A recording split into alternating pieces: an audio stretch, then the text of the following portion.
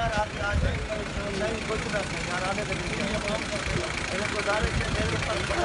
رہا ہے، مجھے ٹارچر کیا ہوا ہے، مجھے سیل میں رکھا ہے، بچھو ہے وہاں پہ، اور وہاں پہ آپ دیکھ لیں چوہے میں نے مارے ہیں۔ رات میں 6 دن سے بھوکا ہوں، وہ میرے اوپر کچھ کھانا نہیں ہے، میری حالت دیکھو، 2 البوزے ہیں، میں نے احتجاج قومی اسمبلی نے سب نے کیا۔ نواز شریف صاحب آپ کو اپنا وقت یاد ہے، میری بہن کو تیسرے اسٹیج پہ کینسر ہے، والدہ بیمار پڑی ہے، 2 البوزے ایم این اے ہوں، میرے اوپر جھوٹے کیسز سے خالی، اب میں جیل سے نکلا مجھے پکڑ لیا۔ اتنا تشدد کیا ہوا ہے، اتنا تشدد کیا ہوا ہے کہ میری بری ترین حالت ہے، میں 8 دن سے سو